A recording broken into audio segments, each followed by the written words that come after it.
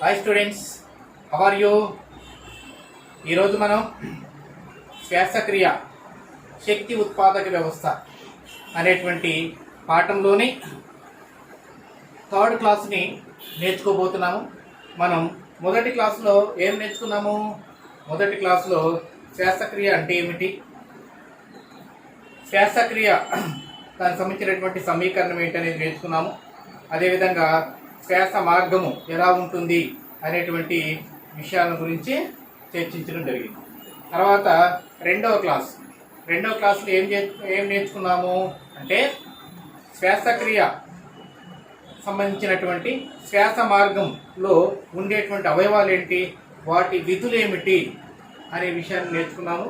అదేవిధంగా శ్వాసక్రియలో మొత్తం 5 దశలు ఉంటాయి. ఆ 5 దశల్లో మొదటి దశ ఏంటన్నది ఉచ్ఛ్వాస నిశ్వాస క్రియలు.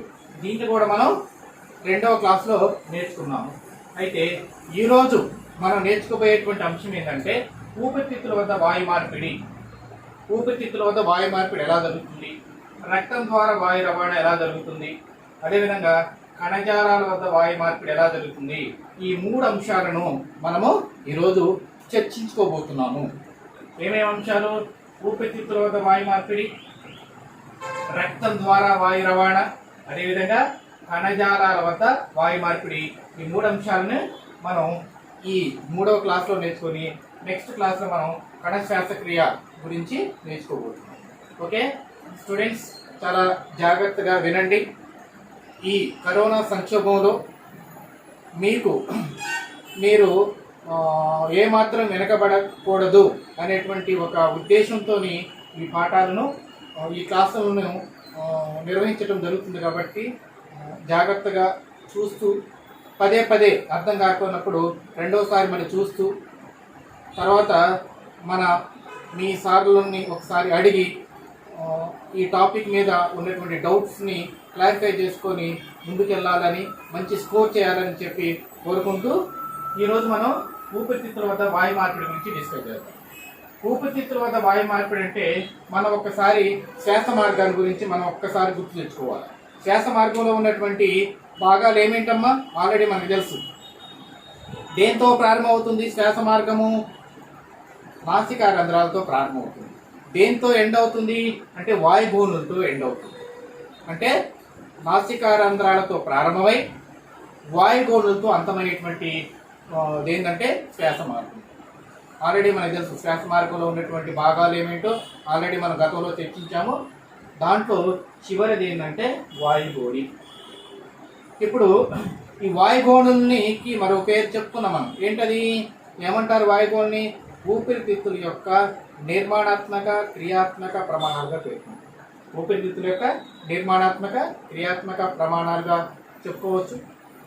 అదేవిధంగా క్రియాత్మక నిర్మాణాత్మక రెండు క్రియాత్మక నిర్మాణాత్మక ప్రమాణాలుగా మనం ఈ వాయుగోణుల్ని లేక వీటిని ఆల్వియోలైస్ అంటారు. ఆల్వియోలై లేక వాయుగోణుల్ని ఊపిరితిత్తుల యొక్క నిర్మాణాత్మక క్రియాత్మక ప్రమాణాలుగా చెప్పుకోవచ్చు. చాలా ముఖ్యమైనటువంటి ప్రశ్న కూడా. సరే, ఓకే. ఇప్పుడు ఊపిరితిత్తుల వద్ద వాయు మార్పిడి గురించి చూద్దాం. మనకి శ్వాస మార్గం ద్వారా ఆక్సిజన్తో కూడినటువంటి గాలి ఎక్కడికి వస్తుందమ్మా అంటే ఈ ఆక్సిజన్తో కూడినటువంటి గాలి ఇక్కడికి వచ్చేసి ఇదంతా గాలి. ఈ గాలిలో ఏముంటుంది? ఆక్సిజన్ ఉంటుంది. ఇలా ఆక్సిజన్ అనేవి ఆక్సిజన్తో కూడినటువంటి ఇదంతా కూడా ఏంటంటే ఆక్సిజన్తో కూడిన గాలి వచ్చేస్తుంది. ఇది వాయుగోణి. ఈ వాయుగోణి కూడా ఏంటంటమ్మా ఒకే కణ మందంతో నిర్మితమైనటువంటి ఒక గోడ ఉంటుంది. ఇదంతా కూడా ఏంటంటే ఏకకణ మందంతో కూడినటువంటి త్వరణ తగ్గినటువంటి ఏకకణ మందంతో ఉంటుంది. అంటే ఒకే కణ మందంతో అంటే చాలా అలసుగా ఉన్నటువంటి బాగా థిన్గా ఉన్నటువంటి లేయరు, ఒకే కణ మందంతో ఉన్నటువంటి లేయరు ఉంటుంది. దేనికి? వాయుగోళం. ఇప్పుడు ఈ ఆక్సిజన్ ఇక్కడికి వచ్చేసింది. ఈ ఆక్సిజన్కి వచ్చిన తర్వాత గాలిలో ఉన్నటువంటి ఆక్సిజన్ ఇక్కడికి వచ్చిన తర్వాత ఈ ఆక్సిజన్ చూసుకున్నట్టయితే ఇవేంటంటే రక్తకేశ నాళికలు. మనం ఆల్రెడీ చెప్పుకున్నాం. వాయుగోణుల యొక్క గోడల్ని ఆవరిస్తే ఏమిటి అని చెప్పను? రక్తకేశ నాళికలు ఉంటాయి అని చెప్పు. ఇప్పుడు ఇదేంటంటే రక్తకేశ నాళిక.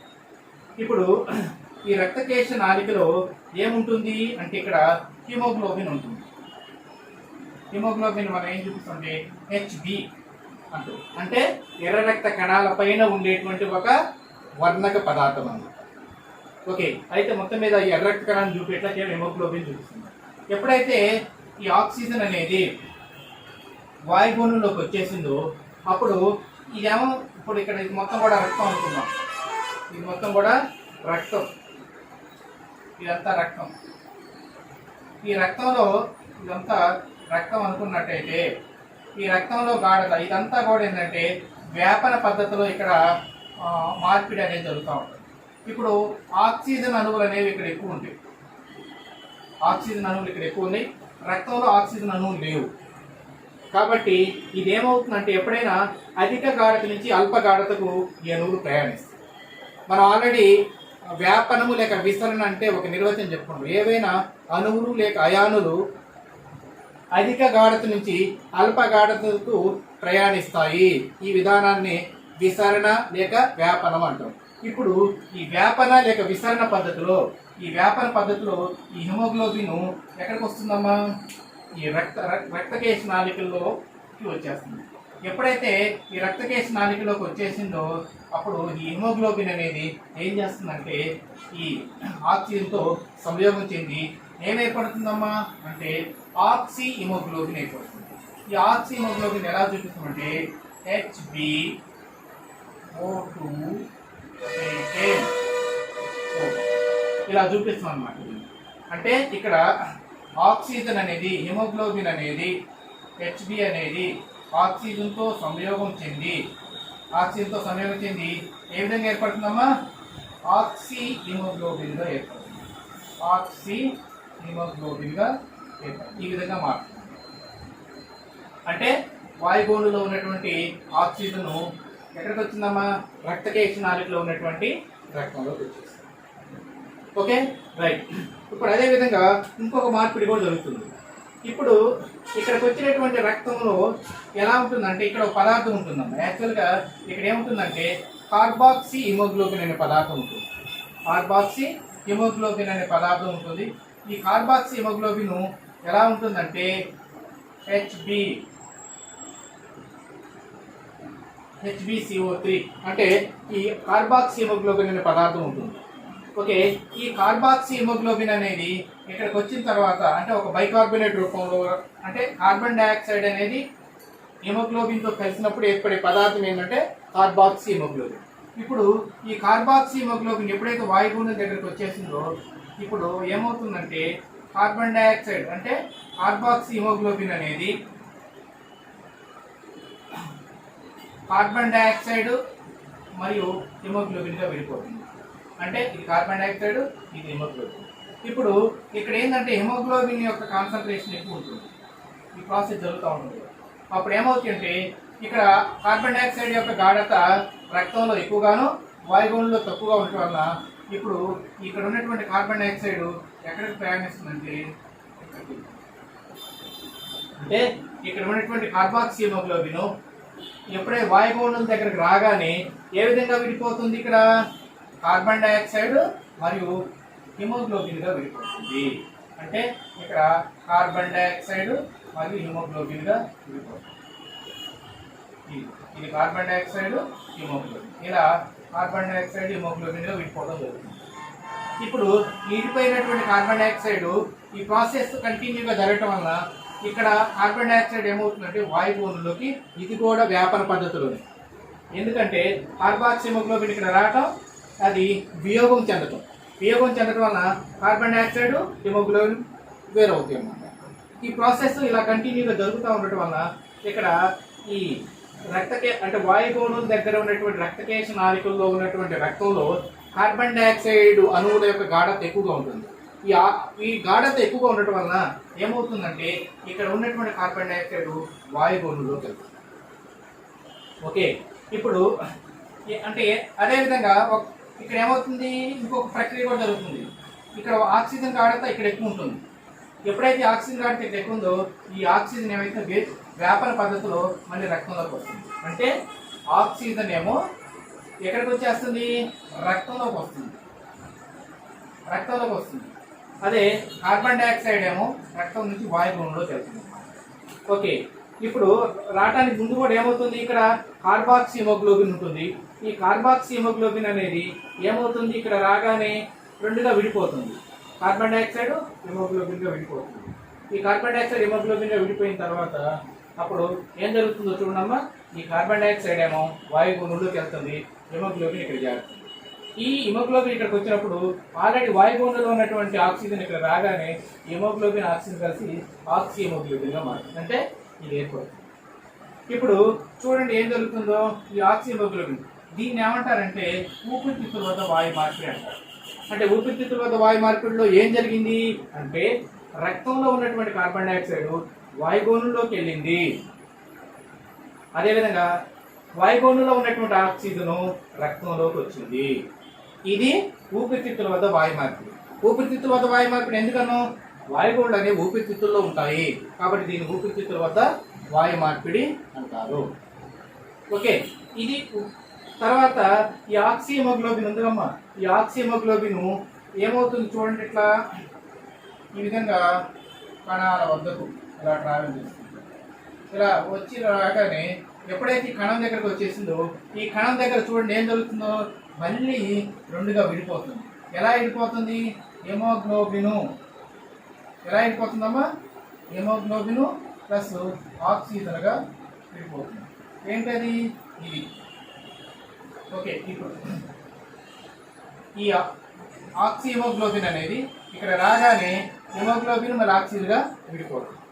ఎందుకని విడిపోతుంది అంటే కణాల వద్ద ఉన్నటువంటి pH విలువ, అక్కడ ఉన్నటువంటి టెంపరేచరు, అక్కడ ఉన్నటువంటి వాతావరణం వలన అది ఆటోమేటిక్గా వియోగం చెందుతుంది, అంటే విడిపోతుంది. విడిపోవటం వలన అప్పుడు ఇక్కడ ఆక్సిజన్ గాఢత ఎక్కువ ఉంటుంది. ఇది కణం. ఇప్పుడు ఇదేంటమ్మా, కణం. ఈ కణం దగ్గర లోపల ఆక్సిజన్ గాఢత తక్కువ ఉంటుంది. అందుకే ఈ ఆక్సిజన్ ఏమవుతుందంటే లోపలికి మళ్ళీ విస్తరణ లేక వ్యాపనం చెందుతుంది. ఇప్పుడు ఎక్కడికి వచ్చింది ఆక్సిజన్, కణంలోకి వచ్చింది. కణంలోకి రాగానే ఇప్పుడు మనం ఆల్రెడీ శ్వాసక్రియకు ఒక నిర్వచనం చెప్పుకున్నాం. ఏంటది, ఇక్కడికి వచ్చినటువంటి ఈ ఆక్సిజన్ దేంతో కలుస్తుందమ్మా అంటే ఇక్కడ గ్లూకోజ్ ఉంటుంది, గ్లూకోజ్తో కలుస్తుంది. ఈ గ్లూకోజ్తో కలిసి ఆక్సీకరణం చెందుతుంది. ఆక్సీకరణం చెందటం వల్ల మనం కొన్ని కాంపోనెంట్స్ విడుదలవుతాయని చెప్పుకున్నాం. ఏమేమి విడుదలవుతాయి అంటే కార్బన్ డైఆక్సైడ్ విడుదలవుతుంది, అదేవిధంగా శక్తి విడుదలవుతుంది, అదేవిధంగా నీరు విడుదలవుతుంది, అదేవిధంగా కొంత ఉష్ణం కూడా విడుదలవుతుంది. అంటే ఎప్పుడైతే ఆక్సిజన్ కణంలోకి వచ్చేసిందో ఈ కణంలో ఉన్నటువంటి గ్లూకోజ్తో సంయోగం చెంది అంటే ఆక్సీకరణం చెందుతుంది. ఆక్సీకరణం చెందటం వల్ల ఇక్కడ ఏమేమి విడుదలవుతున్నాయి చూడండి. ఏమేంటి, కార్బన్ డైఆక్సైడ్ విడుదలవుతుంది, శక్తి విడుదలవుతుంది, నీరు మరియు ఉష్ణం. ఇలా 4 అంశాలు ఏర్పడుతుంది. అయితే ఈ ప్రాసెస్ జరుగుతూ ఉంటే ఈ శక్తి అనేది ఏమవుతుంది, జీవక్రియలకు వినియోగించబడుతుంది. కొంత సమయం తర్వాత ఈ ప్రాసెస్ కంటిన్యూ జరగడం వల్ల ఇప్పుడు ఇక్కడ కార్బన్ డైఆక్సైడ్ యొక్క గాఢత దీంతో కంపేర్ చేసినప్పుడు ఇక్కడ ఎక్కువగాను ఇక్కడ తక్కువగాను ఉంటుంది. అప్పుడు ఈ కార్బన్ డైఆక్సైడ్ ఏమవుతుందంటే మళ్ళీ ఇక్కడికి వ్యాపనం చెందుతుంది. ఎప్పుడైతే ఇక్కడికి వ్యాపనం చెందిందో ఇప్పుడు ఆల్రెడీ ఇక్కడ ఒక హిమోగ్లోబిన్ ఖాళీగా ఉంది. ఆక్సీ హిమోగ్లోబిన్ విడిపోవటం వల్ల హిమోగ్లోబిన్ ఆక్సిజన్గా విడిపోయింది. ఇప్పుడు ఈ ఆక్సిజన్ కణంలోకి వెళ్ళిపోయింది, హిమోగ్లోబిన్ మాత్రమే ఖాళీ ఉంది. అప్పుడు ఈ రెండు సంయోగం చెందడం వల్ల మళ్ళీ ఏం ఏర్పడుతుందమ్మా, కార్బాక్సీ హిమోగ్లోబిన్ ఏర్పడుతుంది. ఓకే, కార్బాక్సీ హిమోగ్లోబిన్ ఏర్పడుతుంది. ఓకే, ఈ కార్బాక్సీ హిమోగ్లోబిన్ అనేది ఏమవుతుందమ్మా, ఈ కార్బాక్సీ హిమోగ్లోబిన్ మళ్ళీ ఇలా ట్రావెల్ చేస్తుంది. ఇలా ట్రావెల్ చేసి ఎక్కడికి వచ్చేస్తుందమ్మా చూడండి, మళ్ళీ వాయుగోణం దగ్గరకు వస్తుంది. ఈ వాయుగోణం దగ్గరకు వచ్చినటువంటి ఈ కార్బాక్సీ హిమోగ్లోబిన్ అనేది ఏమవుతుందో చూడండి. ఇక్కడ ఈ కార్బాక్సీ హిమోగ్లోబిన్ మళ్ళీ ఇక్కడికి వచ్చిన తర్వాత రెండుగా విడిపోతుంది. ఈ కార్బాక్సీ హిమోగ్లోబిన్ అనేది ఇక్కడ కార్బాక్సీ హిమోగ్లోబిన్ అనేది ఏమవుతుంది, హిమోగ్లోబిన్ ప్లస్ కార్బన్ డైఆక్సైడ్గా విడిపోతుంది. ఓకే, ఇప్పుడు ఈ అంటే ఈ ప్రాసెస్ ఇక్కడ జరుగుతుంది. ఇప్పుడు ఈ కార్బన్ డైఆక్సైడ్ ఏమవుతుంది, వాయుగోణంలోకి వెళ్తుంది. తర్వాత కేవలం ఏం మిగులుతుంది, ఇక్కడ హిమోగ్లోబిన్ మాత్రమే మిగులుతుంది. ఈ హిమోగ్లోబిన్ ఏం చేస్తుంది, మళ్ళీ ఈ ఆక్సిజన్ ఎప్పుడైతే ఇక రక్తంలోకి వచ్చిందో మళ్ళీ హిమోగ్లోబిన్ రక్తంతో కలిసి మళ్ళీ ఆక్సీ హిమోగ్లోబిన్ ఏర్పడుతుంది. ఇప్పుడు అంటే ఇది ఆక్సీ హిమోగ్లోబిన్. ఈ ఆక్సీ హిమోగ్లోబిన్ మళ్ళీ ఎక్కడికి వస్తుందమ్మా? కణాల వద్దకు వస్తుంది. ఇది కణం దగ్గరికి రాగానే ఏమవుతుంది? ఈ ఆక్సీ హిమోగ్లోబిన్ అనేది ఏ విధంగా విడిపోతుందమ్మా? రైట్, ఇక్కడ ఆక్సీ హిమోగ్లోబిన్ అనేది ఆక్సిజన్ మరియు హిమోగ్లోబిన్ గా విడిపోతుంది. ఇప్పుడు విడిపోయిన తర్వాత ఈ ఆక్సిజన్ ఎక్కడికి వెళ్తుంది? కణం దగ్గరికి, కణం లోపలికి వెళ్ళిపోతుంది. కణం లోపలికి వెళ్ళి ఏం చేస్తుంది? గ్లూకోజ్తో కలిసి ఆక్సీకరణం చెందించి శక్తిని విడుదల చేస్తుంది. ఈ శక్తి విడుదలయ్యేటప్పుడు ఏమేమి విడుదలవుతాయి? కార్బన్ డైఆక్సైడ్, నీరు మరియు ఉష్ణంగా విడుదల. అయితే కొంత ఈ ప్రక్రియ కొద్దిగా నిరంతరం జరిగేటువంటి ప్రక్రియ కాబట్టి కొంత సమయానికి ఏమవుతుంది? ఈ కార్బన్ డైఆక్సైడ్ యొక్క అణువుల గాఢత పెరుగుతుంది. ఎప్పుడైతే కార్బన్ డైఆక్సైడ్ గాఢత పెరిగిందో ఈ కార్బన్ డైఆక్సైడ్ ఎక్కడికి వచ్చేస్తామో మళ్ళీ అక్కడ ఉన్నటువంటి రక్తకేశ నాళికలోకి వచ్చేస్తుంది. ఓకే, ఈ రక్తకేశ నాళికలోకి వచ్చిన తర్వాత అప్పుడు ఏమవుతుంది? ఇక్కడ ఆల్రెడీ ఖాళీగా ఒక హిమోగ్లోబిన్ ఉంది. ఈ హిమోగ్లోబిన్తో సమయం వచ్చేది కార్బాక్సీ హిమోగ్లోబిన్ ఏర్పడుతుంది. ఓకే, ఇప్పుడు అంటే ఇక్కడ ఎలా జరుగుతుంది? ఇక్కడ హిమోగ్లోబిన్ ప్లస్ కార్బన్ డైఆక్సైడ్ ఈ రెండు కలవటం వలన ఏమేర్పడుతుందమ్మా? Carboxy haemoglobin. ఓకే, ఈ కార్బాక్సీ హిమోగ్లోబిన్ ఇది ఏర్పడుతుంది. ఓకే, ఇప్పుడు ఇక్కడ ఏం జరుగుతుంది? ఆక్సీ హిమోగ్లోబిన్ అనేది చూడండి, ఇక్కడ ఆక్సీ హిమోగ్లోబిన్ మనం ఎలా రాస్తాము? HbO2 అంటే ఒక హిమోగ్లోబిన్ 4 ఆక్సిజన్ అణువుల్ని క్యారీ చేయగలిగే కెపాసిటీ ఉందన్నమాట. ఇక్కడ ఏం జరుగుతుంది అంటే ఆక్సిజన్ మరియు హిమోగ్లోబిన్ గా ఇక్కడ జరిగేది. ఓకే, ఇప్పుడు ఈ ఆక్సిజన్ ఏమో లోపలికి వెళ్ళిపోతుంది, హిమోగ్లోబిన్ ఇక్కడ మిగులుతుంది. మిగిలిన తర్వాత ఈ ఆక్సిజన్ లోపలికి వెళ్ళి ఏం చేస్తుంది? గ్లూకోజ్తో కలిసి ఆక్సీకరణం చెందించి శక్తిని విడుదల చేస్తుంది. ఈ శక్తిని విడుదల చేసే ప్రక్రియలో కార్బన్ డైఆక్సైడ్, నీరు మరియు ఉష్ణంగా విడుదలవుతాయి. ఈ కార్బన్ డైఆక్సైడ్ ఏమవుతుంది? ఇక్కడ గాఢత తక్కువ ఉంటుంది, ఇక్కడ గాఢత ఎక్కువ ఉంటుంది. అప్పుడు ఏమవుతుందంటే ఇక్కడ ఉన్నటువంటి కార్బన్ డైఆక్సైడ్ మళ్ళీ రక్తకేశ నాళికలో. ఇప్పుడు ఈ రక్తకేశ నాళికలోకి రాగానే రక్తకేశ నాళికలో ఉన్న రక్తంలో కలవగానే ఆ రక్తంలో హిమోగ్లోబిన్తో కలిసి మళ్ళీ కార్బాక్సీ హిమోగ్లోబిన్. ఈ కార్బాక్సీ హిమోగ్లోబిన్ ఎక్కడికి వస్తుందమ్మా? ఇక్కడికి వస్తుంది.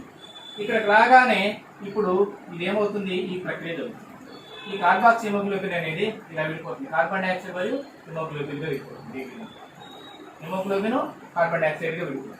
ఈ కార్బన్ డైఆక్సైడ్ ఏమవుతుందమ్మా?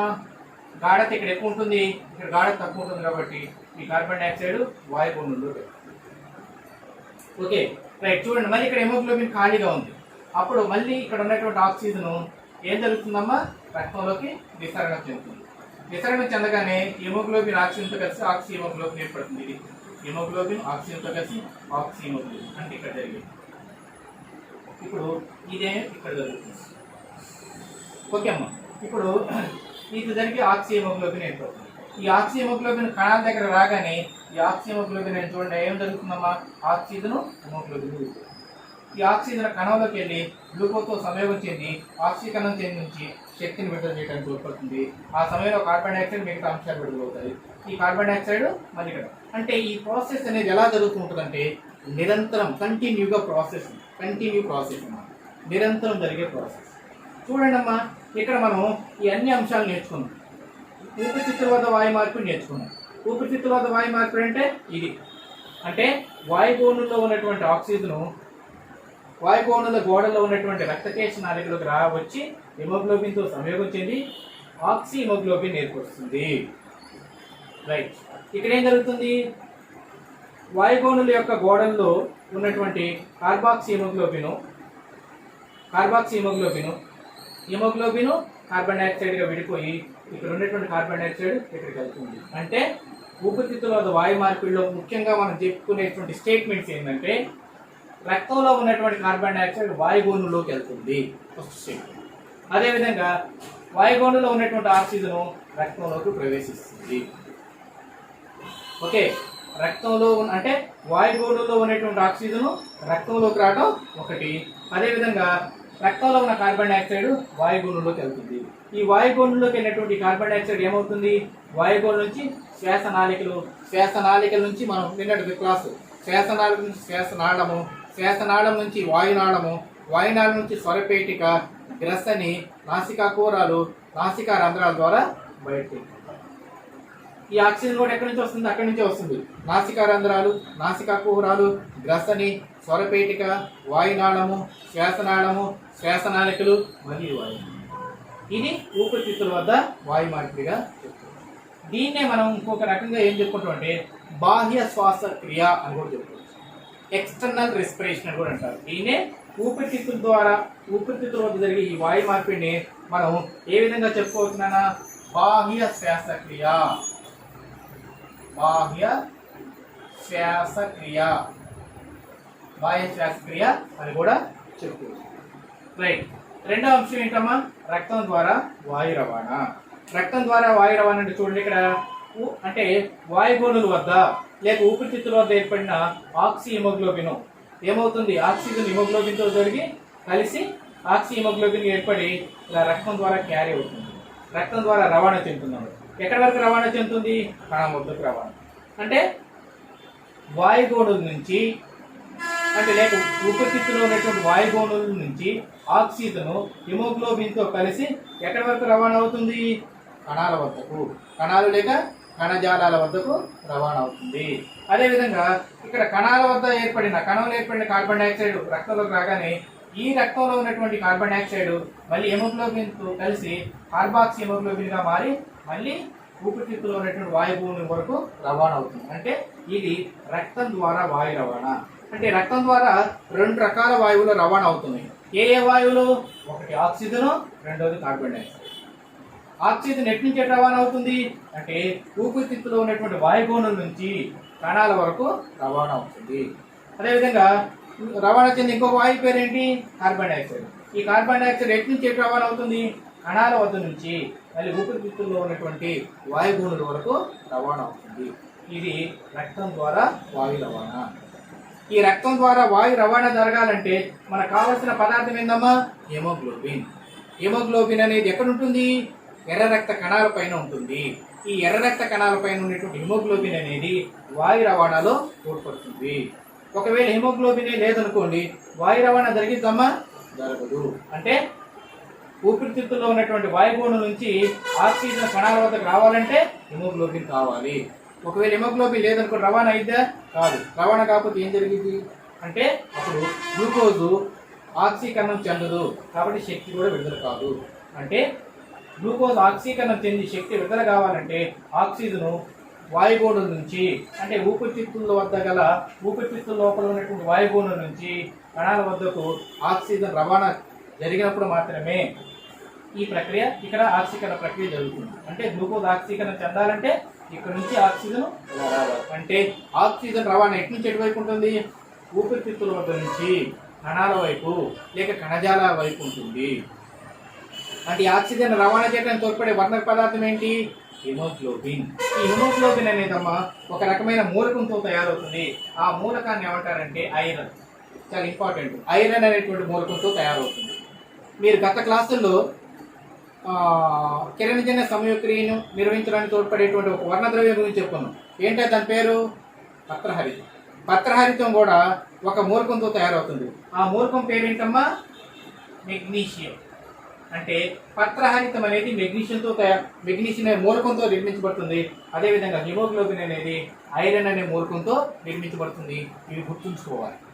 పత్రహరితము మరియు హిమోగ్లోబిన్ రెండు వర్ణద్రవ్యాలే. పత్రహరితం అనే వర్ణద్రవ్యం ఏమో మనకి కిరణజన్య సంయోక్రియ నిర్వహించడానికి తోడ్పడితే ఇక్కడ హిమోగ్లోబిన్ అనేటువంటి వర్ణద్రవ్యం వాయు రవాణాలో తోడ్పడుతుంది. అంటే ఇప్పుడు ఏ ఏ వాయువులు హిమోగ్లోబిన్ ద్వారా రవాణా అవుతున్నాయి అంటే కార్బన్ డైఆక్సైడ్, ఆక్సిజన్. ఆక్సిజన్ రవాణా ఎటు డైరెక్షన్ ఉంటుంది? ఊపిరితిత్తుల నుంచి కణాల వరకు ఉంటుంది. కార్బన్ డైఆక్సైడ్ యొక్క వాయు రవాణా డైరెక్షన్ దిశ ఎటు ఉంటుంది? కణాలు లేక కణజాలాల నుంచి ఊపిరితిత్తుల వైపు ఉంటుంది. ఇది రక్తం ద్వారా వాయు రవాణా. రైట్. నెక్స్ట్ ఏంటి? కణజాలాల వద్ద వాయు మార్పిడి. 4వ స్టెప్ ఏంటమ్మా? కణజాలాల వద్ద వాయు మార్పిడి. చూడండి, ఇక్కడ కణజాలాల వద్ద వాయు మార్పిడి ఏమేమి జరిగిందో. ఇక్కడ రక్తంలో ఉన్నటువంటి ఆక్సిజన్ కణంలోకి వచ్చింది. నెక్స్ట్ ఇంకోటి ఏం జరిగింది? కణంలో ఉన్న కార్బన్ డైఆక్సైడ్ రక్తంలోకి వచ్చింది. ఇదే కణజాలాల వద్ద వాయు మార్పిడి. ఈ కణజాలాల వద్ద వాయు మార్పిడిని మనం ఇంకొక రకంగా పిలుస్తాం. దాన్ని ఏమంటారంటే అమ్మా అంతర శ్వాసక్రియ, ఇంటర్నల్ రెస్పిరేషన్ అంటారు. అంతర శ్వాసక్రియ, అంతర శ్వాసక్రియ అంటారు. చాలా జాగ్రత్త. అంటే కణజాలాల వద్ద జరిగే వాయు మార్పిడిని అంతర్ శ్వాసక్రియ అంటారు. ఊపిరితిత్తుల వద్ద జరిగే వాయు మార్పిడిని బాహ్య శ్వాసక్రియ అంటారు. ఇప్పుడు కణజాలాల వద్ద వాయు మార్పిడి గురించి రాయండి అనే ప్రశ్న అడిగారు అనుకోండి, ఏం రాస్తారు అంటే రక్తంలో ఉన్నటువంటి ఆక్సిజన్ కణంలోకి ప్రవేశిస్తుంది, కణంలో ఉన్నటువంటి కార్బన్ డైఆక్సైడ్ రక్తంలోకి ప్రవేశిస్తుంది. మళ్ళీ ఒకసారి జాగ్రత్త. రక్తంలో ఉన్న ఆక్సిజన్ కణంలోకి ప్రవేశిస్తుంది, అదేవిధంగా కణంలో ఉన్న కార్బన్ డైఆక్సైడ్ రక్తంలోకి వెళ్తుంది. అంటే ఈ విధంగా వాయు మార్పిడి జరిగింది. దీన్ని ఏమంటారంటే కణజాలాల వద్ద వాయు మార్పిడి అంటారు. ఇక్కడ ప్రశ్నలు ఏ విధంగా అడిగే అవకాశం ఉంటుందంటే ఇక్కడ బాహ్య శ్వాసక్రియకు అంతర్ శ్వాసక్రియకు మధ్య గల భేదాలు రాయండి. చాలా ముఖ్యమైన ప్రశ్న. ఏంటమ్మా? బాహ్య శ్వాసక్రియకు అంతర్ శ్వాసక్రియకు మధ్య గల భేదాలు రాయండి. బాహ్య శ్వాసక్రియ అంటే ఏంటని? ఊపిరితిత్తుల వద్ద జరిగే వాయు మార్పిడిని మనం ఏమంటామమ్మా? బాహ్య శ్వాసక్రియ అంటాము. ఒక్కసారి చూడండి అమ్మా, బాహ్య శ్వాసక్రియకు మరియు అంతర్ శ్వాసక్రియకు మధ్య గల భేదాలు ఏమిటి? ఒకటి, ఇప్పుడు ఏంటి? బాహ్య శ్వాసక్రియ. బాహ్య శ్వాసక్రియ. రెండోది ఏంటమ్మా? అంతర శ్వాసక్రియ. అంతర శ్వాసక్రియ. ఓకే, ఇప్పుడు ఈ మధ్య గల భేదాలు చూద్దాం. ఒకటే భేదం ఏంటి? ఫస్ట్ భేదం ఏంటమ్మా? ఇక్కడ ఫస్ట్ భేదం బాహ్య శ్వాసక్రియలో జరిగేటువంటి ఫస్ట్ మార్పు ఏంది అంటే వాయుగోళంలో ఉన్నటువంటి ఆక్సిజను ఎక్కడికి వెళ్తుందమ్మా? రక్తంలోకి వెళ్తుంది. వాయుగోళంలో ఉన్నటువంటి ఆక్సిజన్ రక్తంలోకి ప్రవేశిస్తుంది. అదే అంతర్శ్వాసక్రియలో జరుగుతుంది అంటే రక్తంలో ఉన్నటువంటి ఆక్సిజన్ ఎక్కడికి వెళ్తుందమ్మా? కణంలోకి ప్రవేశిస్తుంది. అంటే ఫస్ట్ ఏంటి? వాయుగోళంలో ఉన్నటువంటి ఆక్సిజన్ రక్తంలోకి ప్రవేశిస్తుంది. రక్తంలోకి ప్రవేశిస్తుంది. ఇది మొదటి భేదం. అదే అంతర్శ్వాసక్రియలో ఉన్నటువంటిది ఏంటి? ఏం జరుగుతుంది అప్పుడు? ఆక్సిజన్ అంటే రక్తంలో ఉన్నటువంటి ఆక్సిజన్ కణంలోకి ప్రవేశిస్తుంది. అది రక్తంలో ఉన్న ఆక్సిజన్ కణంలోకి ప్రవేశిస్తుంది. అది మొదటి భేదం. తర్వాత రెండో భేదం ఏంటమ్మా ఇక్కడ అంటే ఇక్కడ చూడండి, ఈ కార్బన్ డైఆక్సైడ్ ఇక్కడికి వెళ్తుంది. కార్బన్ డైఆక్సైడ్ ఎక్కడ ఉంది? రక్తంలో ఉంది. అంటే రక్తంలో ఉన్నటువంటి ఏంటది? ఇది కార్బన్ డైఆక్సైడ్ ఎక్కడికి వెళ్తుంది అంటే వాయుగోళంలోకి వెళ్తుంది. అంటే రక్తంలో ఉన్నటువంటి కార్బన్ డైఆక్సైడ్ వాయుగోళంలోకి వెళ్తుంది. ఇది రెండో. చూడండి, రక్తంలో ఉన్నటువంటి కార్బన్ డైఆక్సైడ్ వాయుగోళంలోకి వెళ్తుంది. అదేవిధంగా ఇక్కడ చూసుకుంటే ఇక్కడ ఏం జరుగుతుంది? కణంలో ఉన్నటువంటి కార్బన్ డైఆక్సైడ్ రక్తంలోకి వెళ్తుంది. ఇక్కడ చూడమ్మా, రెండవ భేదాన్ని, ఇది మొదటి భేదం కదా, రెండవ భేదాన్ని చూసుకుంటే కార్బన్ డైఆక్సైడ్ ఎక్కడి నుంచి అంటే కణంలో ఉన్నటువంటి కార్బన్ డైఆక్సైడ్ ఎక్కడికి వెళ్తుందమ్మా? రక్తంలోకి వెళ్తుంది. ఇది రెండవ. ఓకే, ఇప్పుడు ఇంకో భేదం ఇంకేముంటుంది? ఇక్కడ చూసుకున్నట్టయితే కణజాలాల వద్ద ఏం జరుగుతుంది? ఇక్కడ ఆక్సీ హిమోగ్లోబిన్ అనేది ఏం ప్రక్రియ గురవుతుంది? వియోగ ప్రక్రియ గురవుతుంది. అంటే ఇప్పుడు ఇక్కడ ఏమవుతుంది? ఆక్సీ హిమోగ్లోబిన్ ఏర్పడుతుంది. అదే ఇక్కడ ఏమవుతుంది? ఆక్సీ హిమోగ్లోబిన్ ఏమవుతుందమ్మా? ఆక్సీ హిమోగ్లోబిన్ వియోగం చెందుతుంది. అంటే మనం మూడవ భేదంగా ఏం రాయొచ్చు? ఇక్కడ ఆక్సీ హిమోగ్లోబిన్ ఏర్పడుతుంది. అంటే ఆక్సీ హిమోగ్లోబిన్ ఏర్పడుతుంది. ఇక్కడ ఏమేర్పడుతుంది? కార్బాక్సీ హిమోగ్లోబిన్ ఏర్పడుతుంది. ఇక్కడ ఏమేర్పడుతుందమ్మా? కార్బాక్సీ అంటే HbCO3. అంటే ఇక్కడ ఆక్సీ హిమోగ్లోబిన్ ఏర్పడుతుంది. ఇక్కడ అంతేగమ్మా, ఇక్కడ ఈ ఆక్సిజన్ ఇక్కడికి వచ్చి హిమోగ్లోబిన్తో కలవటం వల్ల ఆక్సీ హిమోగ్లోబిన్ ఏర్పడింది. అంటే బాహ్య శ్వాసక్రియలో ఏర్పడుతుంది? ఆక్సీ హిమోగ్లోబిన్ ఏర్పడుతుంది. అదే అంతర్శ్వాసక్రియ అంటే ఇక్కడది అంతర్శ్వాసక్రియ ఏర్పడుతుంది? ఈ కార్బన్ డైఆక్సైడ్ హిమోగ్లోబిన్తో కలవటం వల్ల ఏర్పడుతుందమ్మా? కార్బాక్సీ హిమోగ్లోబిన్ ఏర్పడుతుంది. ఇది కార్బాక్సీ హిమోగ్లోబిన్ ఏర్పడుతుంది. Okay, right. ఇంకా మనం నాలుగో భేదాన్ని కూడా రాయొచ్చు. నాలుగో భేదాన్ని ఏం రాయొచ్చు? బాహ్య క్రియలో ఏం జరుగుతుందంటే కార్బాక్సీ హిమోగ్లోబిన్ ఇక్కడ ఏమవుతుందమ్మా? కార్బాక్సీ హిమోగ్లోబిన్ వియోగం చెందుతుంది. ఇక్కడ బాహ్య క్రియలో ఏం జరుగుతుంది అంటే కార్బాక్సీ హిమోగ్లోబిన్ అనేది ఏ విధంగా మారుతుంది? హిమోగ్లోబిన్ ప్లస్ కార్బన్ డైఆక్సైడ్గా విడిపోతుంది. ఇక్కడ అంతే కదమ్మా. ఇప్పుడు ఇక్కడ ఉన్నటువంటి carboxy haemoglobin carbon dioxide haemoglobin విడిపోయింది. అదే కార్బాక్సీ హిమోగ్లోబిన్ ఆక్సిజన్ కార్బన్ డైఆక్సైడ్గా విడిపోయింది. అంటే కార్బాక్సీ హిమోగ్లోబిన్ మరియు కార్బన్ డైఆక్సైడ్గా విడిపోతుంది ఇక్కడ. అదేవిధంగా ఇక్కడ ఏం జరుగుతుందమ్మా? ఆక్సీ హిమోగ్లోబిన్ ఏంటి? ఇక్కడ నాలుగో పాయింట్ని ఏ రాసుకోవచ్చు? ఆక్సీ హిమోగ్లోబిన్ HbO2 ఏ విధంగా విడిపోతుందమ్మా? ఇక్కడ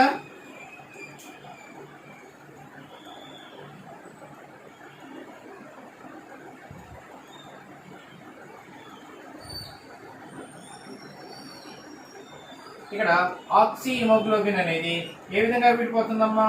హిమోగ్లోబిన్ ప్లస్ ఆక్సిజన్గా విడిపోతుంది. ఇవి దీంట్లో ఉన్నటువంటి మార్పులు చాలా చాలా ఇంపార్టెంట్. ఓకే, ఇక్కడ 4 భేదాలు వచ్చినాయి మనకి. జనరల్గా 2 మార్కుల ప్రశ్నకు అడిగితే 2 భేదాలు రాసి, ఎప్పుడైనా 1 మార్కు ప్రశ్నకి ఎన్ని వాక్యాలు రాయాలా? 2 వాక్యాలు రాయాలి. అదే 2 మార్కుల ప్రశ్న వస్తే 4 వాక్యాలు రాయాలి. 4 మార్కు ప్రశ్న వస్తే 8 వాక్యాలు రాయాలి. ఎప్పుడైనా సరే గుర్తుంచుకోండి, అది 2 మార్కుల ప్రశ్న అంటే 4 వాక్యాలు రాయాలి, అప్పుడే మీకు 2 మార్కులు పడతాయి. అదే 4 మార్కుల ప్రశ్న అంటే ఎన్ని వాక్యాలు రాయాలా? 8 వాక్యాలు రాయాలి. 8 వాక్యాలు రాసినప్పుడే మీకు 4 మార్కులు వస్తాయి అన్నమాట. ఇప్పుడు ఇది 8 మార్కులకు మనం ఇక్కడ చూడండి, ఇక్కడ భేదాలు బాహ్య శ్వాసక్రియకు అంతఃశ్వాసక్రియకు మధ్య గల భేదాలు రాయండి అని అన్నారనుకోండి. ఇప్పుడు ఇటు 4 వాక్యాలు వచ్చినాయి, ఇటు 4 వాక్యాలు వచ్చినాయి, కాబట్టి ఎన్ని అయినాయి? 8. 4 మార్కుల ప్రశ్నకి మీకు ఫుల్ మార్క్స్ వచ్చే అవకాశం. ఒకవేళ దీన్ని 2 మార్కులకు అడిగారనుకోండి, ఇప్పుడు ఇక్కడ ఈ 2 రాసి ఏంటి? వాయుగుండంలో ఉన్నటువంటి ఆక్సిజన్ రక్తంలోకి ప్రయాణిస్తుంది. ఇక్కడ రక్తంలో ఉన్న ఆక్సిజన్ కణంలోకి వస్తుంది. తర్వాత రెండోది ఏం రాసాము? ఇది రక్తంలో ఉన్నటువంటి కార్బన్ డైఆక్సైడ్ వాయుగుండంలోకి వెళ్తుంది. అంటే రెండో భేదం ఏంటి? ఇక్కడ చూడండి, రక్తంలో ఉన్నటువంటి కార్బన్ డైఆక్సైడ్ ఇదేగమ్మా.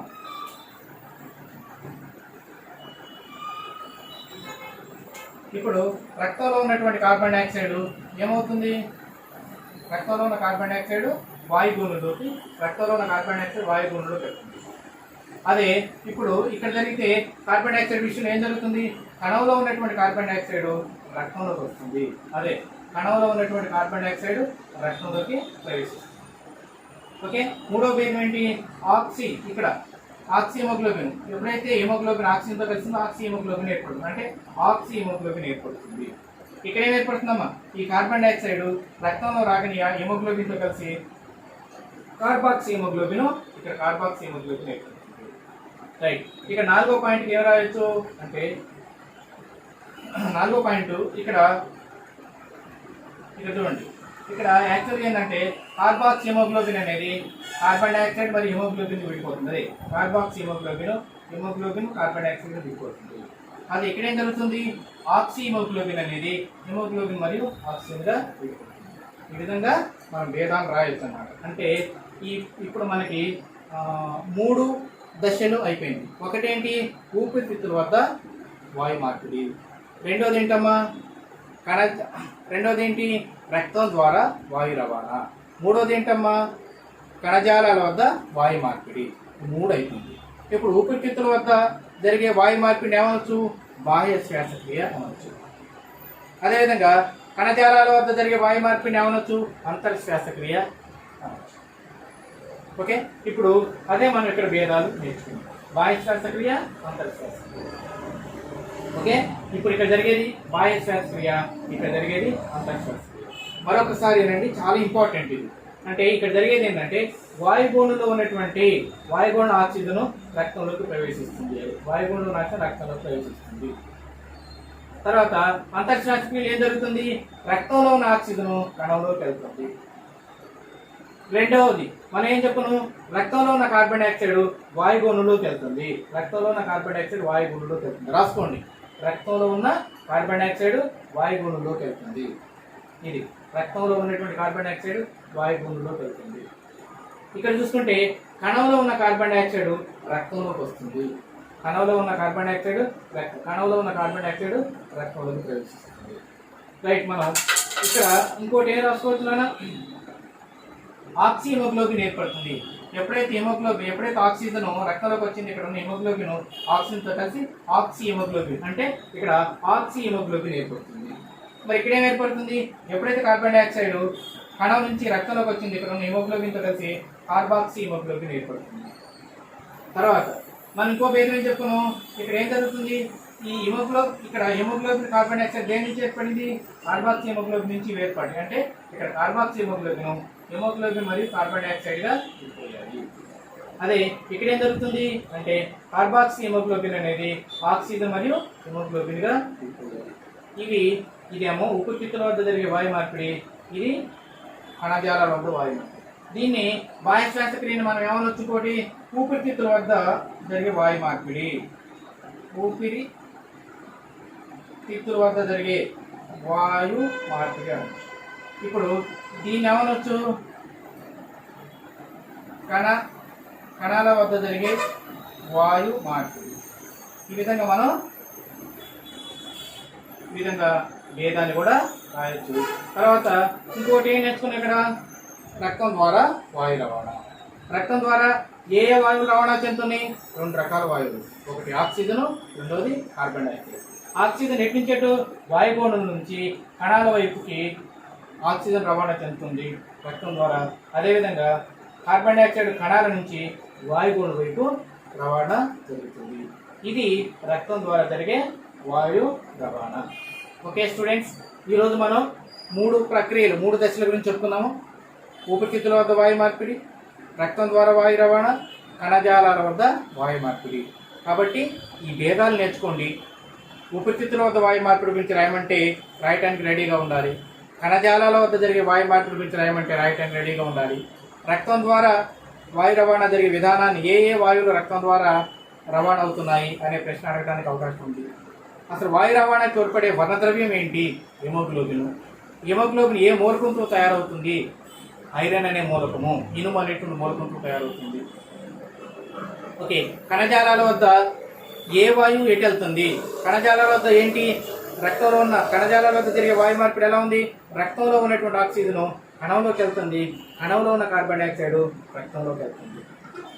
అదే ఊపిరితిత్తుల వద్ద వాయు మార్పిడిలో ఆక్సిజన్ యొక్క దిశ ఎలా ఉంటుంది అంటే వాయుగోళం నుంచి రక్తంలోకి ఉంటుంది. ఊపిరితిత్తుల వద్ద వాయు మార్పిడిలో కార్బన్ డైఆక్సైడ్ యొక్క దిశ ఎటువైపు ఉంటుంది అంటే రక్తం నుంచి వాయుగోళం ఉంటుంది. ఓకే స్టూడెంట్స్, ఈ విధంగా మనని అనేక రకాల ప్రశ్నలు అడిగే అవకాశం ఉంది. మీరు కనుక కాన్సెప్ట్ని కనుక మీరు నేర్చుకున్నట్టయితే మీరు ప్రశ్నని ఏ విధంగా అడిగినా కూడా చెప్పడానికి సిద్ధంగా ఉంటారు. కాబట్టి నేను ముందు రాసినటువంటి ఈ ఫ్లో చార్ట్ ద్వారా ఈ విధంగా మీరు దీన్ని నేర్చుకోవాలి. నేర్చుకున్నట్టయితే మీకు మంచిగా ఎక్కువ స్కోర్ చేయడానికి అవకాశం ఉంటుంది. కాబట్టి మీరందరూ అలా నేర్చుకుంటారు. అదేవిధంగా దీన్ని మీరు ఏం చేయాలంటే ఒక ఫ్లో చార్ట్ను తయారు చేసుకోవాలి. అంటే దీని ఒక డైరెక్షన్, అంటే ఇక్కడ ఊపిరితిత్తుల వద్ద వాయు మార్పిడి, ఇక్కడ ఏమేమి ప్రక్రియలు జరుగుతున్నాయి అనేది ఒకటి ఫ్లో చార్ట్ ద్వారా కూడా మీరు నేర్చుకోవచ్చు. అంటే లేకపోతే ఈ డయాగ్రామ్ ద్వారా కూడా మీరు మంచిగా అవగాహన చేసుకోవచ్చు. కాబట్టి దీన్ని ఒకసారి ప్రాక్టీస్ చేయండి. ఈ డయాగ్రామ్ మాత్రమే ప్రాక్టీస్ చేయండి. అవి లేబులింగ్ నేను ఏమి రాశానో అవి రాయండి. దాని ద్వారానే అవగాహన చేసుకోండి. దాని ద్వారానే మ్యాటర్ని ఫ్రేమ్ చేసుకోండి. అప్పుడు అది దీర్ఘకాలికంగా ఉంటుంది. అలా కాకుండా మీరు బై హార్ట్ చేశారనుకోండి, బట్టి పెట్టారనుకోండి, స్వల్పకాలికంగా మాత్రమే ఉంటుంది.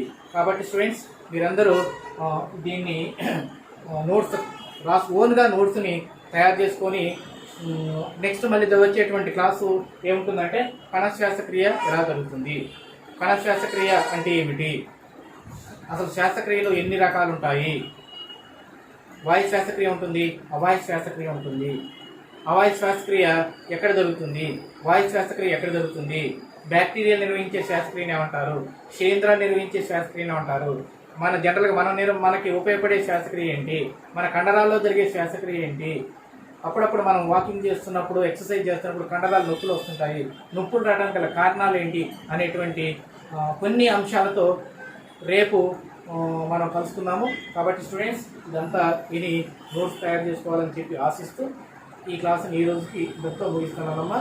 Thank you.